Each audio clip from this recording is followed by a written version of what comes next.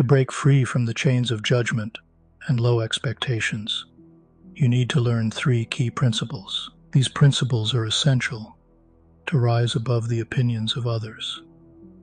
Once you understand and apply them, you can transform their doubt into your triumph. So, let me share a Roman story that will reveal how to turn their disbelief into the very force that fuels your greatness. In the heart of Rome, among the grand marble statues and towering columns, lived a young man named Lucius. Born into slavery, Lucius knew nothing but the weight of chains and the taste of rejection. From birth, he had belonged to wealthy Romans, but there was something in him that even his chains could not suppress: his gift for sculpting. His hands, though rough from labor, possessed a finesse that went unnoticed by the world. Day by day, Lucius poured his heart into shaping stones, but to no avail. No wealthy patron, no established sculptor acknowledged his skill. His efforts were always met with cold indifference. The rejections gnawed at his spirit, and Lucius's anger grew. He was sure he was meant for something greater, but society looked down upon him, a mere slave, unworthy of recognition, until one fateful day, a renowned sculptor by the name of Marcellus happened to visit the workshop where Lucius toiled. With his sharp eyes, Marcellus noticed something different about the young slave's work, a raw, untamed talent hidden beneath the surface. He was intrigued. Despite his reservations about Lucius's status, Marcellus saw potential where others had seen nothing. He approached the boy. "Lucius," Marcellus began, his voice firm, "I've seen your work. It's rough, but there's something there. I can teach you if you're willing to learn." Lucius's heart raced. This was the moment he had longed for. Someone finally saw him, not as a slave, but as a craftsman. However, Marcellus's eyes carried a weight of expectation, one that Lucius could feel in his very bones. Though the sculptor's words were kind, his demeanor was guarded. Lucius knew he would have to prove himself. Under Marcellus's guidance, Lucius began to flourish. The older sculptor, though skeptical, gave him tasks that tested his abilities. Each day, Marcellus watched Lucius carefully, offering feedback and pushing him harder. Yet, there was a silent message in Marcellus's gestures and words, a message Lucius could not ignore. "You have talent," Marcellus would say, "but talent alone won't be enough. You need discipline. You need to overcome your anger."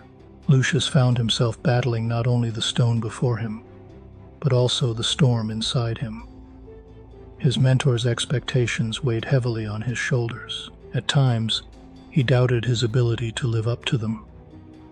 He overheard whispers from other apprentices, bets on his failure, mocking his background. It stoked the fire of his old rage, threatening to consume him once more. But Marcellus's presence was always there, like a steady hand. Though he didn't always speak it, Lucius could feel the unspoken belief in him. It was in the way Marcellus would look at his work, with quiet approval, or the subtle nods of encouragement during difficult moments. These small cues were enough to keep Lucius grounded, and he began to change. His anger slowly transformed into determination.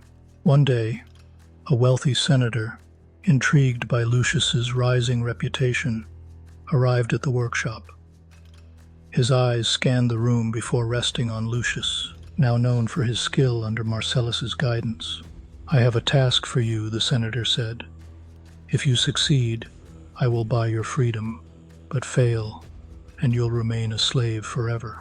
The senator commissioned Lucius to sculpt a statue of his wife, a task that would test everything Lucius had learned. The senator's words echoed in Lucius's mind, but it was the silent expectation of Marcellus that cut deeper. The sculptor had entrusted him with this significant project. It was no longer just about skill. It was about trust, belief, and expectation. As the deadline approached, Lucius's self-doubt returned with force. He feared disappointing Marcellus more than anything. Could he truly live up to the expectations set before him? The night before the statue was to be unveiled, Lucius stood before his creation, a mixture of pride and fear swirling within him. He had poured everything into this work, his pain, his anger, and his hopes for freedom. He remembered Marcellus's words, the subtle encouragement and the quiet belief that had guided him. He realized that Marcellus had not only been shaping his skill, but also shaping his spirit. Lucius took a deep breath and prepared for the unveiling. The day arrived. The senator, his wife, and a group of Rome's most influential nobles gathered to witness the result of Lucius's efforts. As the cloth was lifted from the statue, a silence fell over the crowd. The senator stepped forward, his eyes scanning the details of the sculpture, every curve, every line, every expression that Lucius had painstakingly carved. Marcellus watched from the side, his face impassive. But Lucius knew what was behind those eyes: expectation. And in that moment, Lucius understood something profound. Marcellus had always believed in him, even when Lucius doubted himself. That belief had been communicated in every word, every look, every task assigned. It had shaped Lucius, not just as a sculptor, but as a person. The senator turned to Lucius, his face unreadable for a moment. Then, a slow smile spread across his lips. "You are free," he declared. "This work is beyond what I expected." As the crowd marveled at the statue, Lucius stood tall, no longer burdened by doubt. He realized that Marcellus's faith in him had been the key to unlocking his potential. The expectations placed upon him had been a gift, guiding him toward becoming the man he was meant to be. The Pygmalion effect had played its course. Marcellus had seen in Lucius what others had missed, and in doing so, Lucius had transformed. As Lucius looked over at Marcellus, he saw the faintest smile on his mentor's face. The prophecy had been fulfilled. With a heart full of gratitude, Lucius bowed his head. He had not just won his freedom from slavery, he had won freedom from the chains of doubt, fear, and the past.